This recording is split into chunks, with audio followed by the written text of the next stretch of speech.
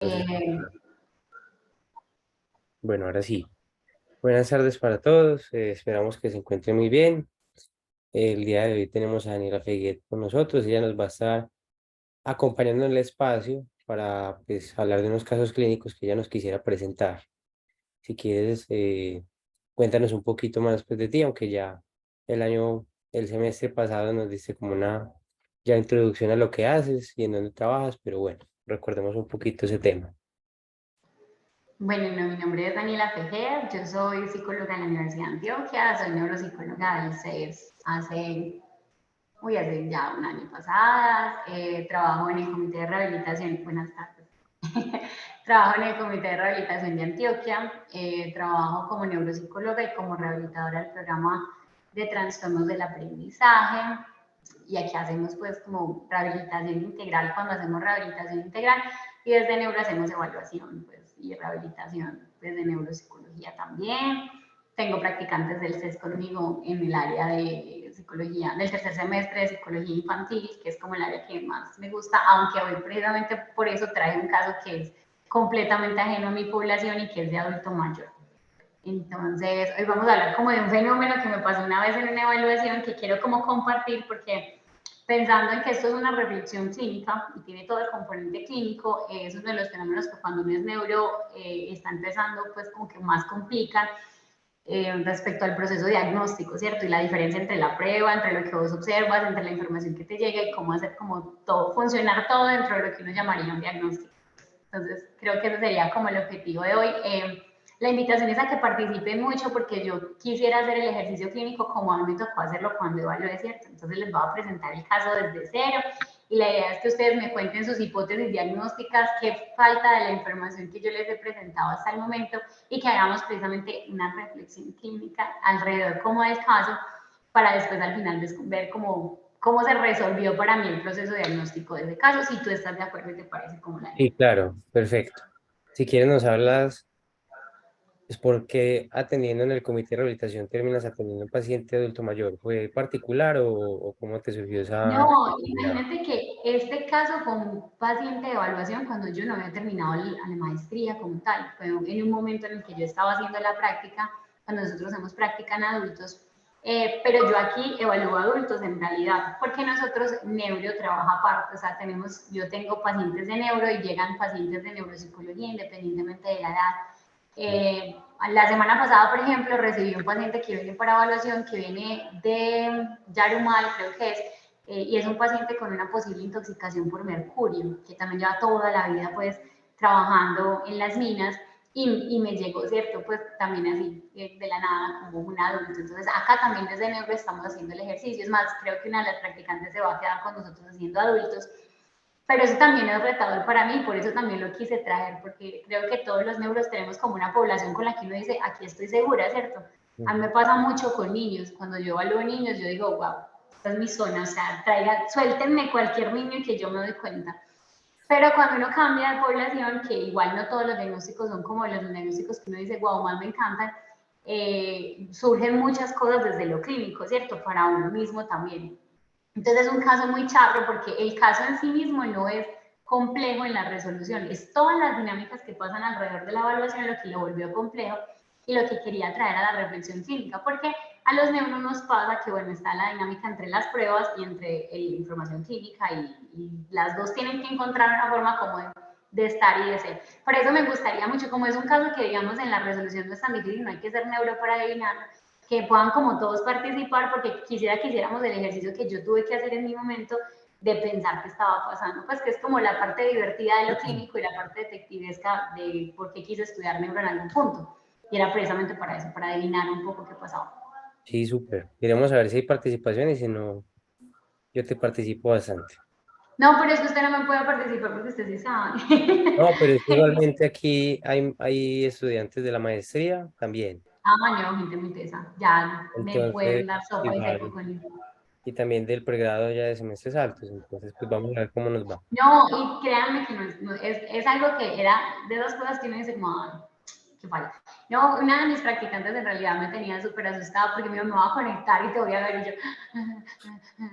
Porque a nosotros como neuros también nos cuesta muchas veces aceptar que pasan fenómenos y que uno mete, ni siquiera es meter las patas, que uno en algún punto tuvo dudas sobre casos y se lo comentas pues a un compañero y te dice, ¡ay, qué boba! Pero sí, en ese momento no era tan bobo para mí, o sea, estaba haciendo el proceso. Entonces les voy a presentar el caso, se lo expuse muy parecido a como llegó a mí la información, pero les voy a dar un poquito como en contexto para que también lo puedan como tener. Me va a dejar compartir que yo les hice, Ah, sí, claro. para que ellos sepan que hay no escucharme a mí todo el rato que boba. Listo. Ya. Porfa, interrumpan. Yo no soy capaz de ver como la pantalla y quien está pidiendo la mano, si alguien está pidiendo la mano, pero me ayudan y participen. Listo. Si algo La yo te invitación digo es a quién está ahí como con ganas de participar. ¿Quién está que se habla? que esa es como la idea. Entonces, espérame llorar. Ahorita les voy a contar un poquito. Yo, como les he contado, siempre he trabajado con niños, siempre he trabajado, mi población estrella son los niños. Entonces, cuando entramos al último semestre en que teníamos que atender a adultos mayores, yo me sentía obviamente supremamente nerviosa porque no era la población por excelencia que uno maneja, ¿cierto? Entonces ahí no se le ocurren todas las cosas que pueden salir mal dentro del proceso evaluativo cuando vos no te sientes muy ducho en la población. Y yo, bueno, vamos a morir, pues algo va a pasar, pues todo lo que puede ocurrir cuando eso pasa. Entonces teníamos que evaluar, ¿están viendo mi pantalla, ¿cierto? Sí. Sí, bueno, bueno, por cierto, yo siempre les dejo mis datos. Hay personas que muy bonitamente, muy amablemente después de estos espacios, independientemente cuando son charlas o conferencias, se comunican conmigo, hacen preguntas, quieren saber. La invitación para mí es que hagamos como comunidad, ¿cierto? Es chévere tener otros profesionales, es chévere tener otras personas. Yo soy, pues, cooperadora en un centro de práctica del CES también, y les contaba acá con niños. Entonces, si alguno alguna vez por alguna razón quiere saber, quiere profundizar o lo que sea, pues ahí tienen mis correos para que se pueda contactar. La idea también es como que tengan como esos recursos, ¿cierto? Ujú. Te les voy a contar un poquito del caso y la idea es que de pronto después un poquito de qué está pasando, ustedes me cuenten qué siente que falta y que hagamos el ejercicio, ¿cierto? Este era un residente de una institución, ¿cierto? Uno, pues como le quieran llamar, ya no se llaman ancianatos, pues un hogar para el adulto mayor, y era una persona que la familia no vivía en el país, ¿cierto? Él llevaba pues institucionalizado, entre comillas, hace un año. Cuando yo lo evalué o llegó a evaluación, llegó porque ese centro estaba buscando establecer como los perfiles cognitivos y hacer líneas de base de dónde estaban los pacientes para ir chequeando pues como los posibles deterioros o cómo iban evolucionando esos deterioros. Entonces tiene 66 años, lo remitió la psicóloga pues del espacio, él había nacido pues originalmente en Sonsón, habían venido acá. Él me contó la historia, porque cuando ellos son institucionalizados muchas veces, la mayoría de veces uno no tiene acceso a la información por parte de la familia, sino que la familia está fuera del país y X y de vez en cuando vienen y lo evalúan. Muy parecido a lo que pasa cuando vos vas a evaluar a un paciente y llega con un acudiente o con un acompañante que no es necesariamente alguien con el que vive y te puede dar como información exacta, ¿cierto? Entonces él me contó un poquito la historia de quién era, se había venido a vivir acá, era el segundo hijo, tiene solamente un hijo, tiene 3 nietos. Él habla todavía pues como con la mamá que está viva y lúcida, que tiene 88 años, había terminado el bachillerato, estudió odontología en la Universidad de Antioquia, se graduó y él dice que se fue a Estados Unidos, que allá trabajó y ganó pues como su plata, hizo un capital y regresó acá a la ciudad. Dice él que siempre fue muy desprendido con el dinero, que ayudaba mucho a la familia y que siempre ha sido pues una persona como muy jovial y muy buena. Cuenta él, cuando empezamos como a indagar por la historia o el desarrollo digamos, de la condición, que él llevaba 37 años trabajando como odontólogo, pero quiero que vayan viendo las incongruencias como en el discurso, y él tenía un consultorio particular en el estadio, ¿cierto? Ese día 2 ladrones se metieron, le habían fingido que habían pedido una cita con él y por robarlo le dieron escopolamina. Él dice que él se acuerda haberse quedado tirado en el suelo, que lo llevaron a urgencias, que le robaron todo el consultorio, una plata y que nunca supieron quiénes habían sido los ladrones. El del episodio recuerda pedacitos, ¿cierto? Pedacitos pues como de lo que ocurrió. Y dice que después de eso él estuvo 4 meses en un tratamiento del cerebro, no recuerda con quién, ni cómo, ni quién era el profesional. No hay historia clínica normalmente en estas residencias, más allá de los datos médicos como del paciente. Y él dice que a raíz de eso él quedó con el daño en la memoria. Menciona, aunque no está aquí, que él por allá tuvo una novia, porque bueno, el señor tenía muchas novias en su vida, era más bien como noviero, que una novia una vez lo intoxicó con benzodiazepinas. Él se acuerda de la palabra benzodiazepinas y dice eso, pero él dice que eso no pasó nada, que no fue nada. Luego dice, pero él dice que cuando tenía 37 años, ahí ya vuelve como el tema, después del accidente, pues ella se quedó en la casa, que perdió muchas amistades, vivía en Calasanz. Dice que antes de que pasara lo de la situación del robo, era súper bien en todos los aspectos y que hace menos de un año estaba viviendo pues en esa residencia, que antes vivía supuestamente con un hermano de él, que le gusta vivir allá y que le gusta salir como por las zonas verdes. ¿Qué sabemos de lo cognitivo, de lo que sabía yo, cierto? De lo que yo había podido hablar con él, sabía que no tenía clara la edad, que estaba muy desorientado respecto de pronto al tiempo y el lugar, que era claro que recordaba mejor lo del pasado y no tanto lo del presente, pero cuando él narraba la historia era supremamente desordenado, poco específico, se le olvidaban datos como el nombre de la mamá del hijo, recordaba información pues de la infancia, pero no recordaba el año en el que se había graduado en la Universidad de Antioquia, recordaba cosas de datos personales y otros elementos como más bien viejos, pero cuando él te narraba era supremamente deshilado, desordenado, era un discurso muy complejo para entender la secuenciación de eventos, ¿cierto? Las quejas que habían reportado desde la residencia es que él tenía dificultades para almacenar nuevos recuerdos y que había como una pérdida de memoria semántica, ¿cierto? Bueno, supuestamente no había quejas a nivel perceptual ni práctico, que él podía prestar atención, pero si era cortica, ¿cierto? Que si era mucho ya o tenía así distractores se perdían y que había tenido muchos cambios a nivel del lenguaje, ¿cierto? Que era fluido, esto ya soy yo diciéndolo pues después de hablar con él, que era, digamos, muy desarticulado, como les digo, repetía muchos elementos, pero no sabía si por el mismo desorden, era muy confusa la información, era muy difícil sacar una historia de, ¿cierto? Y había muchas anomias aún dentro del discurso, y eran unas anomias muy típicas, muy del fenómeno punta de la lengua, ¿cierto? Y era un lenguaje más bien simple, ¿cierto? Muchos cambios en la estructura gramatical, frases muy simples. Y bueno, había como muchas dificultades también para la comprensión de instrucciones. ¿Qué nos decían de él en la residencia? Yo no sé si alguna vez alguno ha tenido la oportunidad de trabajar o conocer cómo funcionan las residencias, pero normalmente ellos tienen una serie de enfermeros que rotan por pisos y rotan normalmente. Y si uno está de buenas, pues como que hay una jefe de enfermeras que le puede dar una información sobre lo que pasa, ¿cierto? Pues que le puede contar un poquito de qué está ocurriendo.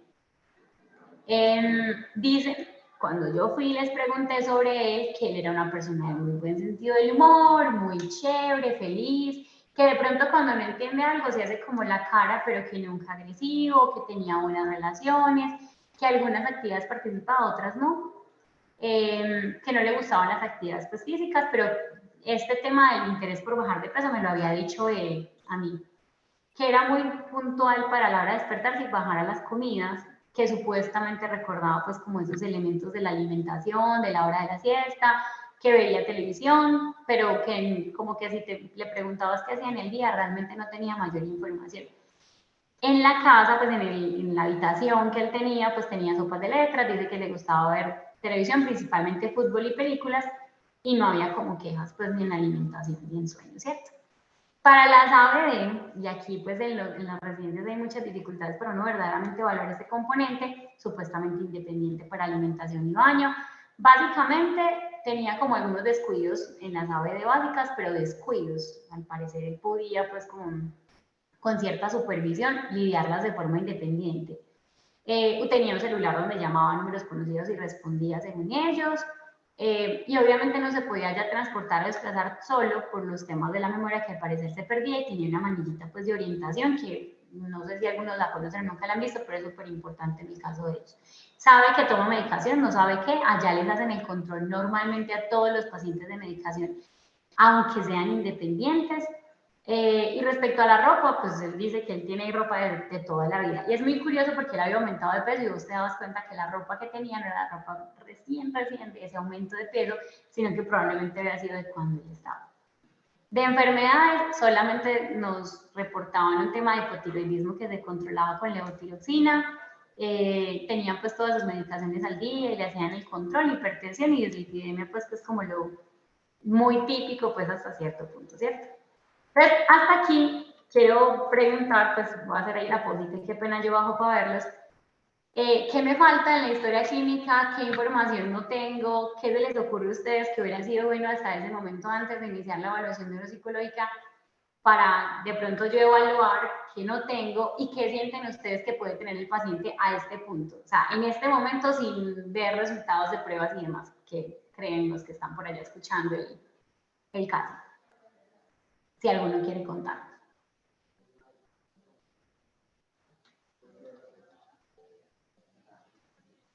Tiene 66 años.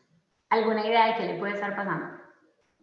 Porque por ahí nos dijeron que era derivado como de un evento de la escopolamina. No sé si a ustedes les suena que tiene sentido que a partir de un evento de escopolamina el paciente hubiera podido quedar así. No sé, ¿qué piensan? Le va a tocar a usted darme sus impresiones. ¿Qué cree usted?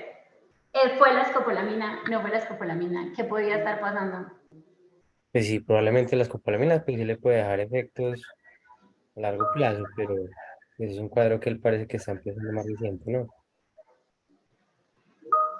No sé, por eso te pregunto. Yo tenía mis dudas, porque el perfil cognitivo de un paciente que ha sufrido, pues, que ha sufrido una intoxicación por escopolamina no deja secuelas normalmente tan graves, y menos si solo fue un episodio de escopolamina. O sea, normalmente cuando uno va y revisa, y eso fue lo que yo hice en ese momento antes de plantear como la evaluación, yo dije, bueno, y eso es algo bien interesante y bien chévere de hacer cuando uno es clínico, y es buscar los perfiles cognitivos. Hay gente que ya se gastó la vida evaluando mucha gente con un perfil y estableciendo cuáles más o menos las secuelas que deja, y eso para uno como neuro puede ser una gran guía de qué puede estar pasando. Ujú. Resulta que sí podía pasar, o sea, sí podía explicar las dificultades en la memoria, porque la escopolamina puede afectar los temas muy temporales, especialmente las estructuras relacionadas con el hipocampo, y podría dejar esas dinámicas de la memoria, ¿cierto? ¿Qué Sí, me dice levantarle Estefanía? la mano. Yo te quería preguntar si preguntaste en algún momento por antecedentes y si se sabe, dependiendo como de las cantidades de, pues, de escopolamina, los efectos que pueda causar. De antecedentes médicos solamente teníamos esto, o sea, que él tenía estas enfermedades. No sabía nada más, porque no me habían dicho nada más. Y él no recordaba mayor cosa relevante. De que pues de familiares no se supo. Pues imagínate que ellos dicen que ninguno. O sea, la información que tenían, la mamá era lúcida, los hermanos estaban vivos, ninguno había represado, ninguno tenía como información significativa de una enfermedad neurodegenerativa que yo dijera, bueno, puede estar pasando, pero al parecer no había dentro de la información antecedentes. Y sobre lo otro que me preguntas, sobre si hay reportes de que por cierta cantidad de escopolamina se generan ciertos daños, sí y no. En lo que yo pude investigar cuando inicié el caso, sí hay como unos, o sea, esto lo hace un toxicólogo, ¿cierto? Los toxicólogos hacen como unas escalas, que es lo que yo entendí, para evaluar como la gravedad de la intoxicación y el periodo post de intoxicación, ¿cierto? O sea, qué tanto tiempo te quedó a vos la escopolamina en el cuerpo y qué tanto te llegó a intoxicar, por así decirlo, ¿cierto? Entre más grave la intoxicación, la lógica es que más secuelas deja a nivel cognitivo, ¿cierto? Entonces es como la dinámica.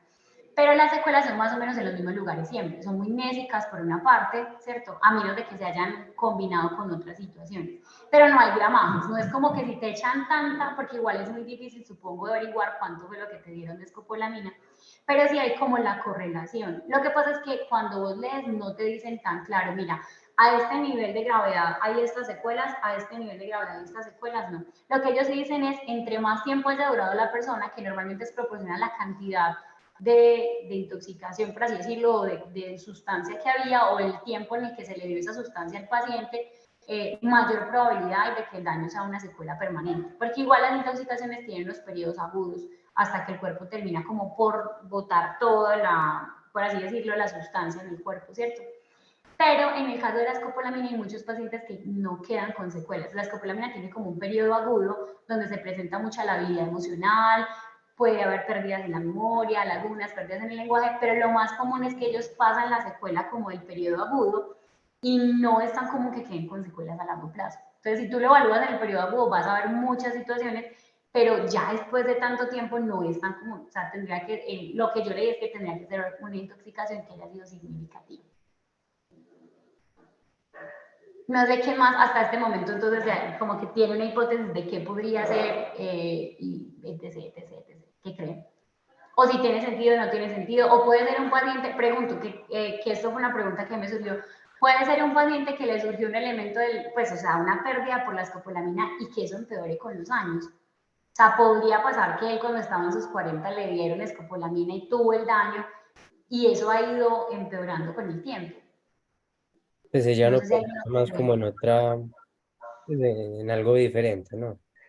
Porque como tú dices, quedan las secuelas de ese evento, pero que empeore tanto tiempo después, empieza como a sospechar por otras cosas. No sé si a ti en algún momento ya te había llegado como con algún, pues, paraclínico en general. No tenía nada. En la historia clínica de ellos no había nada. Ni paraclínicos, ni nada. Nada, no teníamos ninguna información de eso. Lo que sabíamos es que en lo último chequeo médico le había parecido que estaba bien. A nivel de la tiroides y a nivel como de la presión arterial alta y del azúcar, que es como lo que le medían en los controles. Ujú. Mire, volvieron a levantar la mano. Jarles. A mí me surge la pregunta si, digamos, en el momento en que surgió lo de la escopolamina, no haya de pronto sucedido algún golpe que pueda como explicar todo esto. Yo también lo pensé. Les juro que yo lo pensé. Yo también, lo que me dice Juan es cierto. O sea, yo también dije, bueno, no tiene mucho sentido que haya empeorado, pero si son las dos cosas, hay gente muy de malas. Yo pensaba, si este hombre después desarrolló algo neurodegenerativo, pero tenía una base de un daño real, ¿qué? ¿Cierto? O sea, pues fue mi chica, si a él le quedó un daño en el hipocampo producto de la escopolamina, pero después desarrolló una enfermedad, ¿será por eso el cuadro tan dramático? Porque de verdad pareciera, ahorita les voy a contar un poquito qué salieron en las pruebas, pero les voy a contar eso cómo iba en lo clínico para que me digan. Al parecer no fue tan grave, o sea, yo averigüé lo que sabían en el centro y al parecer no hubo un golpe, pues un TEC o algo que también lo explorara, pero de nuevo ellos no tenían tanta información, entonces quedaba ahí la duda de pensar si no había otra cosa. Igual voy a decirles algo, yo le revisé la cabeza a ese hombre, pues en el sentido de que busqué como cicatrices, cuando uno no tiene casi información no se vuelve recursivo. Yo como por allá, yo no le veo nada raro, no tiene golpes, cicatrices, no tiene las orejas dañadas, pero al parecer no, pues, o no lo sabemos, pues, pero no pareciera que iba por ahí. ¿Qué nos dice Santiago? Hola, mira, con respecto al caso, tengo una hipótesis, porque me baso también en un caso que conozco de un paciente femenina que fue también con escopolamina y empezó a generar un daño progresivo, una afectación progresiva en memoria, precisamente porque el hipocampo se ve altamente afectado por las altas dosis. Entonces no es que se vea una reacción inmediata, pero puede generar un tipo de demencia vascular, diría yo. También lo pensé. A ese momento yo iba ahí. Yo dije, bueno, es algo que ha venido, no sabemos qué tan progresivo había sido en el momento porque él llevaba un año solamente en la residencia. Y en el año en la residencia no habían manifestado cambios significativos. Pero previo a eso no sabíamos. Entonces les voy a mostrar cómo fue el screening, o sea, cómo fueron los resultados en procesos cognitivos, y cuáles han sido como el resultado, porque bueno, obviamente los que trabajamos en EPS sabemos que, y pues aún en la práctica uno también tiene esa dinámica, que vos no te puedes quedar como 1000 años esperando a ver qué puede ser, sino que te toca evaluarse. Tenés una hipótesis, te llegó una información y arranque a evaluar. Muchas veces el mismo día, muchas veces ahí mismo, y bueno, toca ver también qué evidencia como la prueba. Entonces les voy a mostrar lo que salieron como en las pruebas y les voy a ir contando. No les traje, qué lástima, porque pensé que no íbamos a tener estudiantes de la maestría, porque yo tengo como las pruebas, les voy a ir contando qué apliqué como en cada proceso cognitivo, aprovechando que están, para que sepan un poquito cómo se hizo pues, el proceso de evaluación, pero la próxima les puedo traer los resultados porque los tenían por allá. Fui yo la que se arrepintió y los borró, pero les había traído como los resultados. Entonces, me están viendo, ¿cierto? Sí. Listo, entonces le aplica un screening, ¿cierto? Bueno, ese protocolo también había sido como muy tamizado por la institución donde estaba, porque eso también nos pasa, uno no puede aplicar todo lo que uno quiere, pero básicamente sí, yo inicié por un screening aplicándole Minimental y Moca, ¿cierto? En los dos, especialmente pues en el Moca, que es mucho más sensible que el Minimental, había salido muy por debajo del rango de un deterioro cognitivo leve en los resultados, ¿cierto? Él, aunque estaba orientado en persona, pues era muy claro que a nivel de lugar y tiempo estaba como desorientado en su momento, ¿cierto? Y eran muy significativas como los resultados. En atención, este es un hombre que te podía literalmente ejecutar el TMTA sin un error en el tiempo que lo tenía que hacer. Pero cuando vos arrancabas y ampliabas un poquito el tiempo en el que él tenía que hacer una actividad, perdía totalmente el foco, se distraía y no era capaz de volver como a la instrucción. Sin embargo, todas las pruebas que implicaban rastreo visual, las hacía en el tiempo en que las tenía que hacer, las lograba ejecutar, ¿cierto? Pero siempre que fuera corto. Cuando si estamos hablando de un test de ejecución auditiva, que es esto que yo digo, la hay, el paciente aplaude o le pega a la mesa, ya, lo tienes conectado 2, 3 minutos, pero luego ahí perdí el foco. Lo traigo a colación porque nosotros utilizamos mucho el TMT como una prueba pues como muy típica de atención, pero hay que tener eso pendiente, pues el TMT es muy funcional en periodos cortos, periodos más largos, el TMT realmente no te dice qué tanto el paciente sostiene la atención, ¿cierto? A nivel de memoria sí estábamos, pero perversos, ¿cierto? Había súper dificultades significativas para codificar, para almacenar y para evocar información. No se beneficiaba realmente, se le aplicó el CERAD, por cierto, el CERAD y el MIS. No se beneficiaba pues de la utilización de estrategias de reconocimiento de claves, pero no tenía intrusiones. Básicamente este hombre decía, no sé, no se acuerda de ninguna palabra, no recordaba ninguna, o sea, muy significativa la dificultad. Pero quiero decir que él pasó un fenómeno muy curioso, y es que a nivel de praxias es de las figuras de rey más pulcras que he visto en mi vida. En la copia, no recordó ni 5 de que había dibujado, es más, yo creo que él dibujó una iglesia, como esa fue la evocación de la prueba de la copia de la figura de rey, pero a nivel de la copia en sí misma fue una copia muy, muy, muy pulcra, muy bien hecha, sin dificultades pues como en ese aspecto. El lenguaje se evidencian los mismos fenómenos que se podían observar a nivel clínico, ¿cierto? Con muchas alteraciones en la morfosintaxis, en la comprensión y en la repetición, había una adecuada comprensión auditiva cuando eran estructuras gramaticales simples, si tú complejizabas el tipo de oración ya había dificultades, muchas parafasias, había muchas alteraciones como anómicas a nivel semántico y fonológico, aunque con las claves fonológicas en algunos casos lograba recordar la palabra, sí se notaba que a nivel de los conceptos, pues como tal de la información semántica alrededor de las palabras, eso se venía perdiendo, o sea, ya era muy significativo la pérdida. Y ahí yo me encontré como con esas dudas,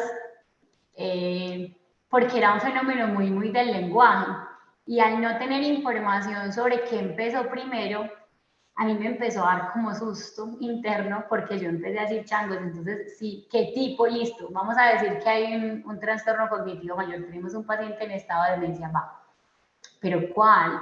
¿Y qué hago con un paciente que no sé qué empezó primero? O sea, que no sé si fue primero la memoria, si fue primero el lenguaje, que aparentemente no hay dificultades comportamentales, pero en este momento de la evaluación me di cuenta que él estaba medicado con risperidona. Y yo, pero si no hay quejas conductuales, ¿por qué está medicado con risperidona y no para dormir?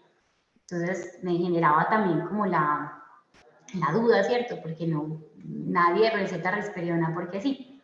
A nivel de praxias, no había pues realmente ninguna, ni en el CERAD, ni en la copia de la figura del rey, ¿cierto? Y él podía ejecutar los movimientos de la praxia del decir, pues como de la sabe normal. Y en funciones ejecutivas, pues se pueden imaginar con este perfil cognitivo las dificultades significativas que había como en esas pues en las pruebas en general. El INICO le fue muy mal, fue muy difícil pues como para la ejecución del INICO. Entonces, esto era lo que yo tenía en el momento, más o menos, y en resumen de lo que teníamos en eso, ¿cierto? Para las ABD, y aquí también fue como el asunto, hablando pues como en la residencia, es muy difícil porque ellos hacen muchas cosas por ellos, y eso forma parte como en las dinámicas de las residencias, pues ellos reportaban que realmente en las básicas era independiente, y literalmente lo puse así, dificultades en instrumentales y básicas, e independiente en ABD básicas, porque ese fue el reporte. Dependiendo de vos a quién le preguntaras, hay unos que decían que sí era y otros que no era en las básicas. Yo siempre que hablaba con él, pues él estaba bien presentado y demás, ¿cierto?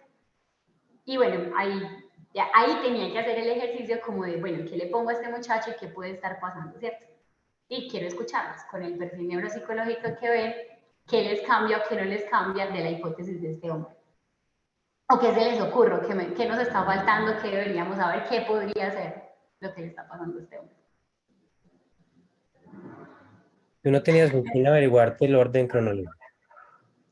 Ya vamos allá. Yo pregunté en toda parte y por ahora no sabía. Y eso es parte de la razón de por qué traje este caso. Pues porque quería traerlo a la reflexión clínica, porque quería hacer el comparativo de lo que significa tener una prueba neuropsicológica y cómo eso a veces no sirve para nada. Pues así sirve, pero no sirve a la hora de dar un diagnóstico, ¿cierto? Te da mucha información, pero no es la clave de dónde sacas tú un diagnóstico. Jacqueline. Daniela, yo tenía dudas respecto a la medicación que tú dijiste de risperidona, pues porque demasiado curioso que le estuvieran dando a este paciente esto. Entonces, tú indagaste como cuáles eran los síntomas que se apaciguaron respecto ya al tomar la medicación. Sí, y saben que me dijeron que no sabían, que él había llegado a la residencia con risperidona. Y yo, ¡ay, Dios! ¿Qué hago aquí? Pero bueno, yo hice el ejercicio, ¿no? O sea, yo soy psiquiatra, tengo un paciente de esta edad, ¿por qué, digamos, yo, Daniela Reyes Zapata, como psiquiatra, pues decidiría darle risperidona a un paciente y no para dormir? Entonces yo literalmente ahí me puse detectivesca y le pregunté a un psiquiatra amigo, y yo, hola, tengo una pregunta. Y básicamente lo que él me respondió es que la risperidona en esta específicamente se envía mucho cuando hay síntomas de agresión o impulsividad. En última, la risperidona está dentro de los antipsicóticos como tal caracterizada, aunque cumple esa función mucho en niños también, pues como el control de la hiperactividad, la impulsividad, y en los adultos mayores se asocia como con agresividad. Pero en la residencia nunca han reportado agresividad. ¿Qué creen por allá? ¿Alguien más? Antes de contarles cómo finaliza mi triste historia de mi caso clínico y que todos se rían conmigo para que vean como la importancia de dos elementos ahí que no teníamos en este caso. Que no teníamos. Sí, pues de dos cosas que siempre damos por sentados, pero que acá nos hacen falta, ¿no? Que son todos los componentes de una anamnesis, por ejemplo. ¿Qué creen? ¿Ideas? Tiren, por favor, tienen sus últimas hipótesis. Entonces, si ustedes tuvieran que decir qué tiene ese paciente, ¿qué creen que tiene? Tenemos una enfermedad neurodegenerativa, ya sea que la desarrolló, pues. Tenemos algún tipo de secuela por la escopolamina, ya sea por progresiva, como nos decía el compañero ahorita, o porque la haya quedado del fenómeno. Estas son como las dos grandes hipótesis que creen. Recibo urna virtual. Pregunta del día. ¿Por dónde se inclinarían ustedes?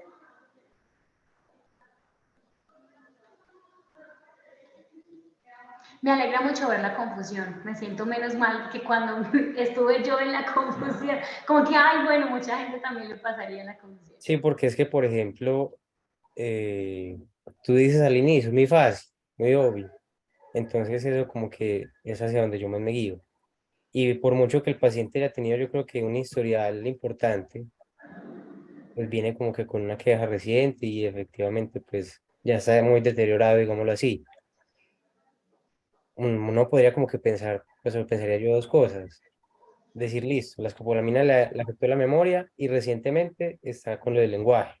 Entonces, pensar de pronto en una fase primaria pues progresiva, algo por una logopénica por las anomias, pero ¿cierto?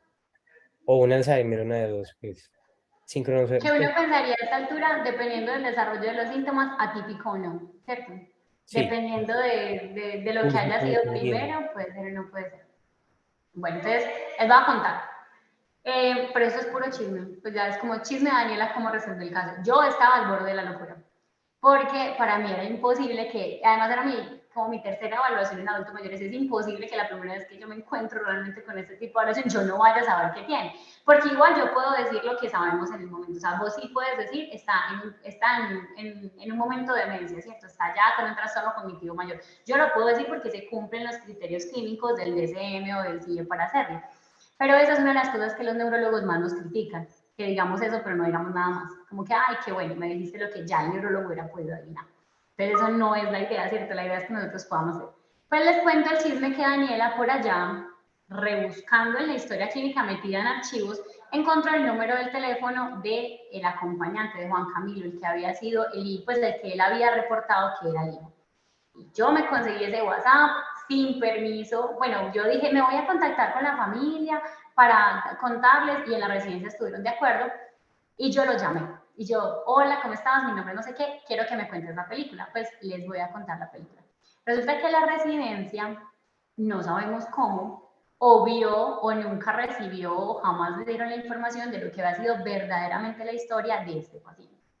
Esa es la primera cosa que hice. Y la segunda cosa que yo hice es que yo no me comía del todo el cuento del tema de la AVD de este paciente, porque para mí no tenía sentido que una persona que no es capaz de contarme su infancia en un orden lógico use una cuchara sin regarse, coma bien y no se le olviden las cosas. O sea, es muy extraño eso. O sea, las AVD van muy ligadas a los desempeños cognitivos. O sea, a pesar de que son cosas distintas, uno no puede ver a un paciente con esos síntomas tan significativos cognitivos y pensar que las AVD están tan conservadas, no tiene sentido.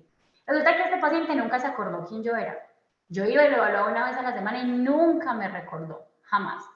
Pero yo decía, ¿y si se acuerda cuándo comió? Bueno, yo me fui todo un día a hacer observación clínica de este paciente y les cuento que este paciente en AVD no era como nos lo habían pintado.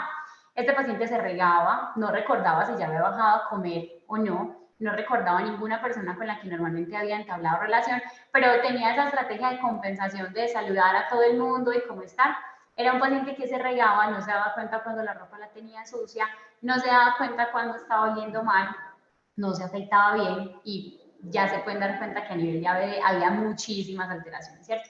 Era un paciente que no podía ni siquiera utilizar bien la cuchara sin regarse. Y ahí ya yo empecé a decir, bueno, nos mintieron en parte, ¿cierto? Tan es así que yo me fui con él a la habitación, estuve con él como 2 horas en el cuarto, él no podía seguir una película porque se le olvidaba lo que había visto previamente, él simplemente estaba como en eterno presente, no recordaba cosas ni siquiera como en la habitación. O sea, él sí sabía que estaba en la habitación, sí sabía dónde eran algunas cosas, pero olvidaba si había empezado a comerse algo de dulce o no. Y era un paciente que ese contrariado cuando estaba molesto no era tan contrariado como realmente enojado. O sea, él de repente entraba como en esos momentos de confusión, y más que contrariedad, porque contrariedad es como que te miren mal, este muchacho se podía llegar a enojar si vos le hacías como la contraria. Eso ya empezó a clarificar mucho que realmente en la residencia no habían identificado, porque yo lo hablé luego con la jefe de enfermeras, no habían identificado la gravedad de los síntomas a nivel de AVD y de alteraciones emocionales. Y esa es una cosa que pasa todo el tiempo en las residencias, porque las residencias pues no tienen este nivel de, digamos, de acompañamiento a pesar de hacerlo para estar observando todo el tiempo. La historia de la película es la siguiente. Este hombre siempre había sido muy mujeriego, siempre, toda la vida fue muy mujeriego. Sí es verdad lo de que era de ánimo afable, pero siempre fue un hombre súper desordenado. El hijo de él es piloto y asume y cree que él tenía TDAH en el adulto porque alguna vez se lo mencionaron. No me preocupa que no tiene nada que ver con el TDAH, es un dato curioso. Y nunca fue realmente ni tan tranquilo, ni tan poco impulsivo, ni tan nada como él se describe o como la familia lo describe. Lo que era de que sí era muy amplio económicamente. Dígame, joven. Que no sé si tú lo dijiste ahorita, pues no me fijé bien como en esos antecedentes personales.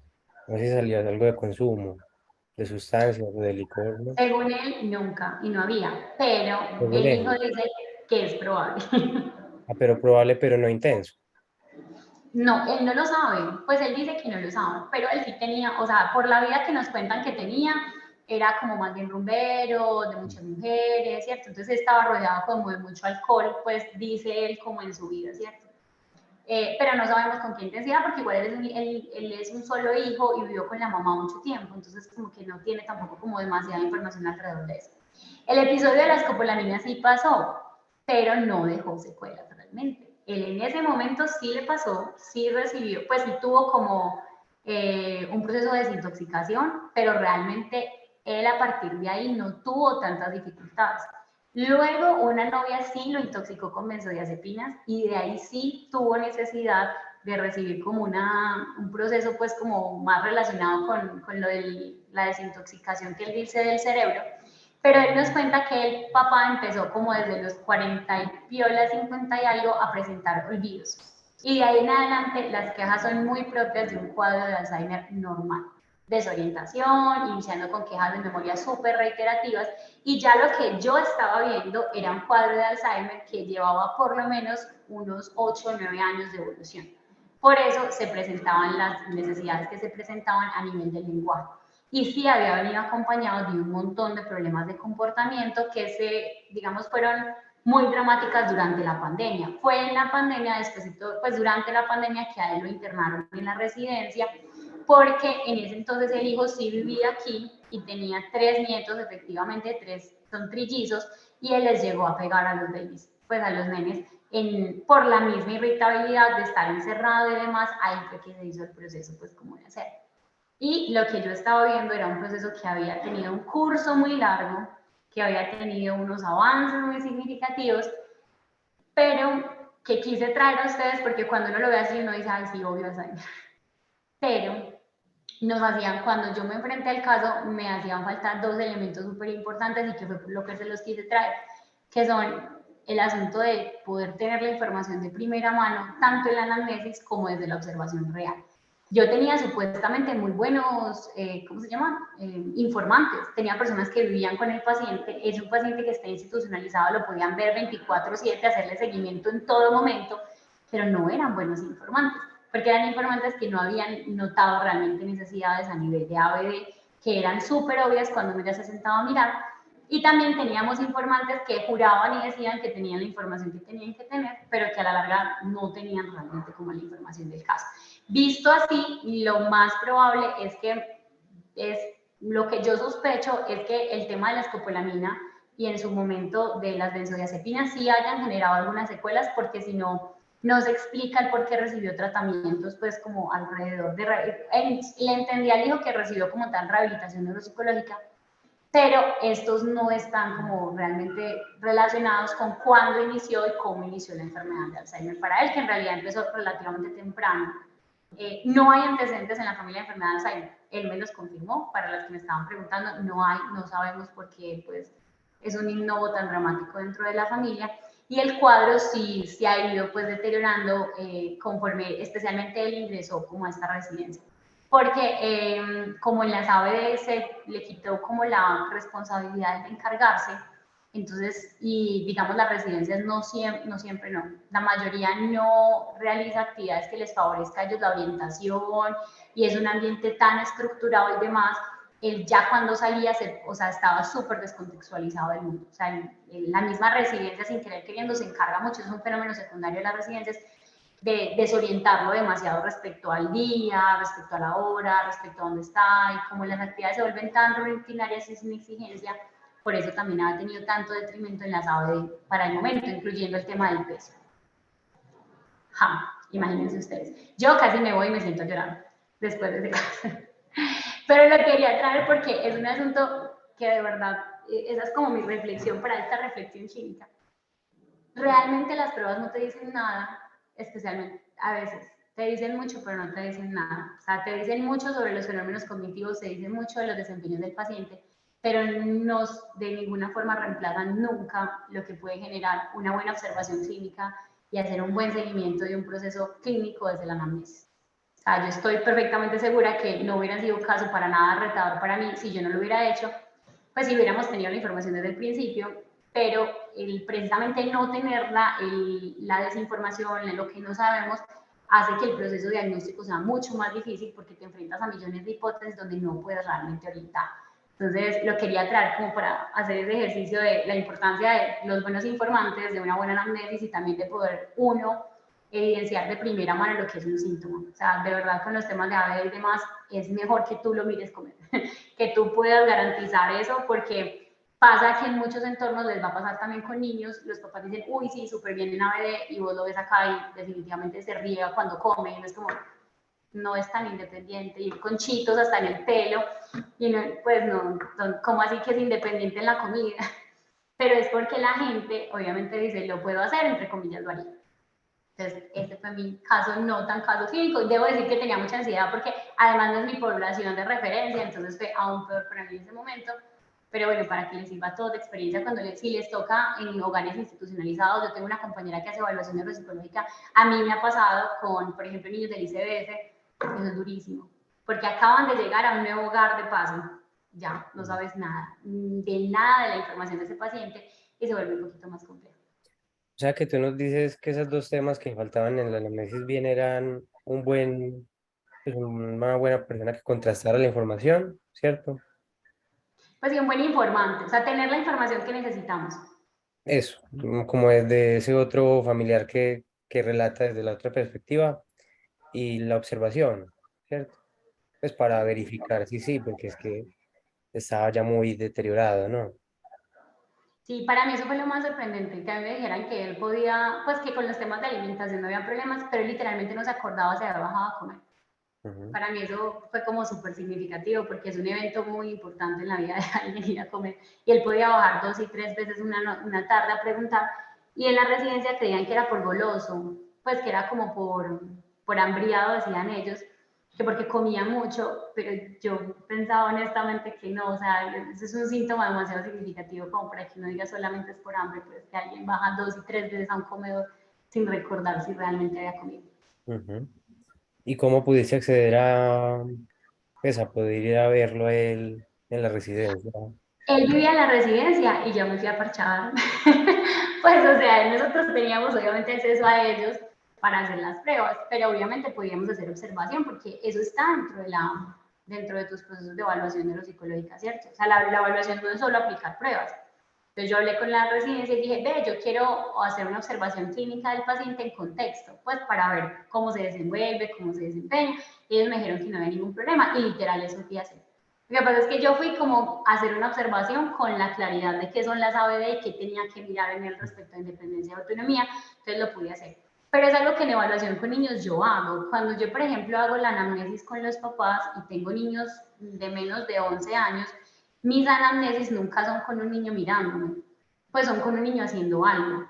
Entonces yo tengo al niño haciendo algo, pues este es mi estilo, obviamente hay gente que lo sienta ahí a mirar, pero yo tengo a niño donde estoy haciendo con él un montón de actividades clínicas mientras reviso información. Entonces yo, por ejemplo, a ellos les pongo a hacer la figura humana, yo a ellos les pido que hagan copia del nombre, yo a ellos les pido que me dibujen X cosa, yo a ellos les pido que me resuelvan un rompecabezas, yo a ellos mientras estoy haciendo la anamnesis.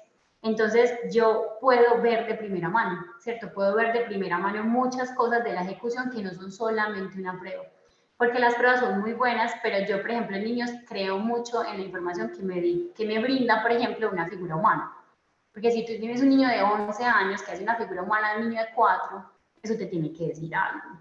Entonces, son cosas que están dentro del proceso de observación, que son tareas clínicas. Y yo con los años he tenido tareas clínicas que yo digo, esta tarea clínica me brinda muchísima información de un niño. Y uno rara vez aplicando, pues si tú aplicas una prueba neuropsicológica para los niños, rara vez haces un rompecabezas. No hay ninguna prueba que incluya rompecabezas. Ya. El WIP si antes lo hacía, ya, pues, pero si no tienes un grande, no haces nada que tenga que ver con rompecabezas. Pero yo tengo esta semana estoy haciendo rehabilitación con un chico que no es capaz de armar un rompecabezas. Pues si tiene 13 años y está en octavo y no es capaz de armar un rompecabezas. Y para ti, por Entonces, son ejemplo, cosas que no hacen. eso es disidente, pues como una discapacidad o algo por el estilo, ¿no? O de que hay algo visoespacial y práctico muy dramático. Nosotros hay veces confundimos que solo rey es praxias. O sea, solo si el niño es capaz de copiar figura de rey, hace praxias. Pero yo tengo unos encajables acá que son súper visoespaciales y son súper de motricidad fina. Si tú tienes un niño que no es capaz de armar eso después de cierta edad, para vos tiene que ser un indicador. O sea, y eso tiene que guiar también la prueba. ¿Será que hay fallas, digamos, perceptuales? ¿Será que hay fallas a nivel del mismo armado encajado práctico? ¿Será que hay asuntos? A mí me encanta ver a los niños escribir, pues eso ya sí es como mi tema, ¿cierto? Porque vos escribiendo puedes hasta ver si un niño escribe en la posición en la que debe escribir, con la mano cómo la debe escribir y en la postura en que debe escribir. Y a mí eso me lo puede dar hacer la anamnesis. Esa es una de mis estilos, o sea, para mí es súper importante no solo lo que la mamá reporta, sino lo que yo observo del niño, ¿cierto? Yo a los niños les pido que se amarren y se desamarren los zapatos acá, cuando están en la anamnesis, antes de que la mamá me diga que sí se los amarro. Porque después veo yo y son ellas literalmente diciéndole el conejito. Y yo, no, pues valiente, gracias. No se amarran los zapatos. Entonces yo les pido que se quiten los zapatos. Y luego, pues cuando ellos entran, se quitan los zapatos, están como en la actividad y luego les digo como, bueno, vamos a poner los zapatos. Y si el niño no es capaz de ponerse zapatos, ¿dónde va? Sí hay ABD ahí, ¿cierto? O sea, yo con el tema de las aves específicamente he aprendido mucho que a veces uno tiene que observar. O sea, tiene que ser uno el que lo mire y de verdad decir sí. Por ejemplo, yo les pido que abran las puertas de ellos. Yo tengo un niño como de 10 años que no es capaz de girar la chapa. Y uno le dice a la mamá, abre puertas. Sí. Y yo, pues, pero abre la puerta como con todo y codo. O sea, es una cosa súper anormal el movimiento que hace. Y yo, ¿cierto? Pero digamos que en las residencias y cuando uno se enfrenta a los adultos y en espacios, pues hay ciertos espacios de evaluación donde es muy difícil ver eso. Entonces, hacerlo en la anamnesis, o sea, que vos en la anamnesis puedas evidenciarlo también, pues creo que puede ser muy beneficioso. O sea, para mí hubiera sido encantador desde el principio conocerlo, o sea, haberlo visto antes de evaluarlo. O sea, haberlo podido ver en contexto antes de evaluarlo me hubiera ayudado un montón para no estresarme pues en mi momento, ¿cierto? Como que, ay, qué tal. Pero muy chévere, porque siempre nos hablan de que entonces el caso clínico se construye esas tres cositas, ¿cierto? La prueba, la anamnesis y toda la observación conductual. Y esa observación conductual como que queda al aire, ¿no? Pero súper importante, pues, todo lo que tú nos dices.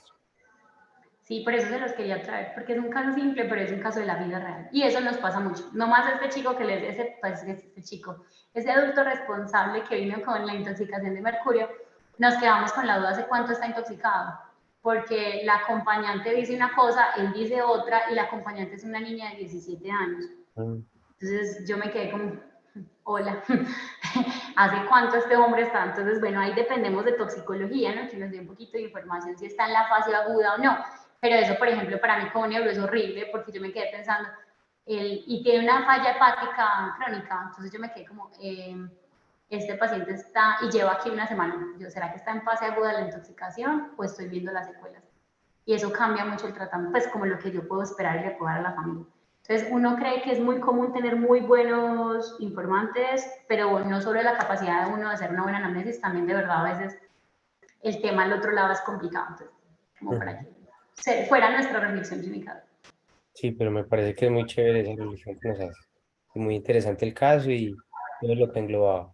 Muchas gracias, Daniela. No sé si alguien tenga algo que comentar antes de cerrar, que igualmente ahí nos vamos un poquito más de tu tiempo. No, imagínate que mi paciente la una canceló, entonces puedo almorzar. Puedo Ah, almorzar como una persona normal hoy. No, pues no, no sé si alguien tiene algún comentario. Yo quería que fuera una dinámica como muy participativa, donde ustedes pudieran pensar como alrededor del caso, no simplemente venir a contarles como lo que yo hice. No es tan divertido, sino que pudieran hacer ese ejercicio, porque es el ejercicio que uno hace todo el tiempo cuando está evaluando. No sé si hay alguien que nos quiera comentar algo.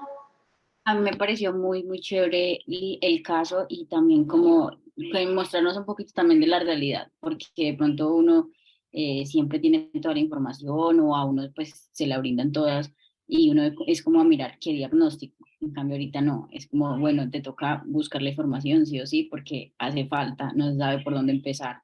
Entonces me parece muy chévere como que nos lo hayas compartido. Jacqueline.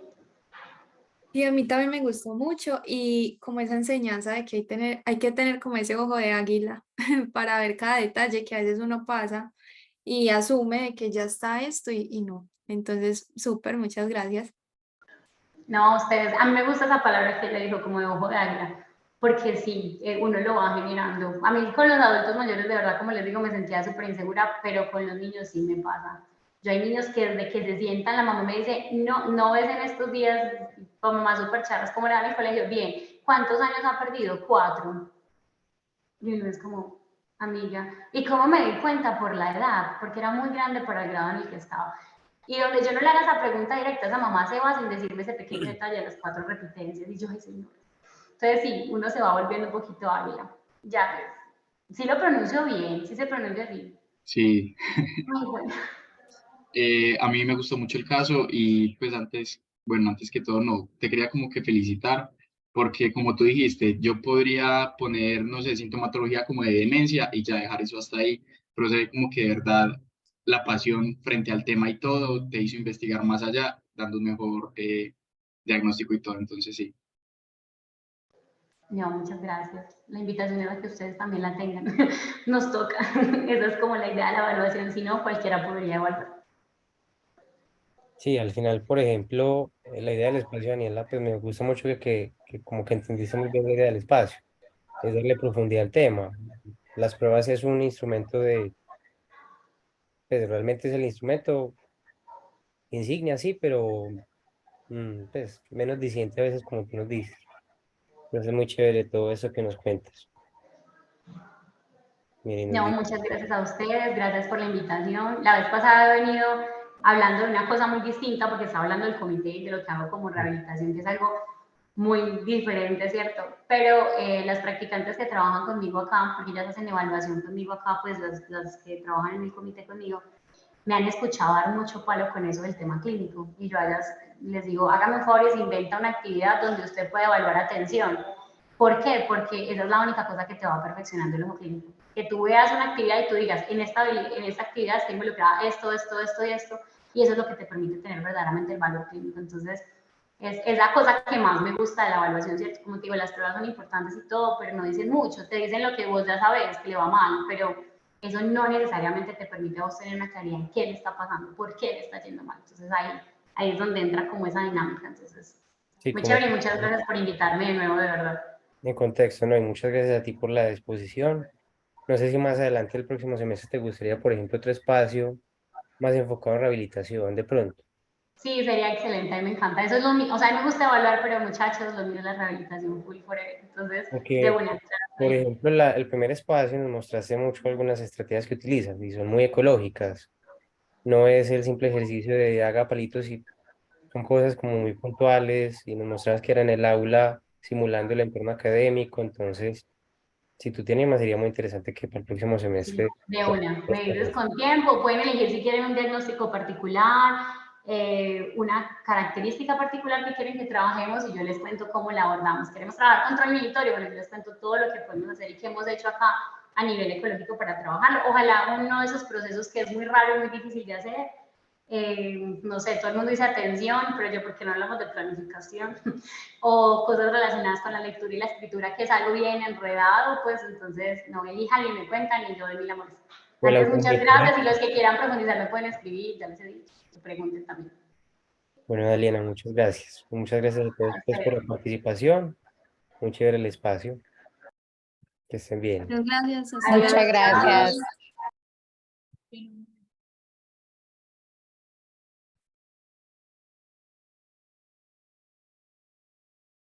¿Mandaste el link para la presencia o no? Para la asistencia, Sí.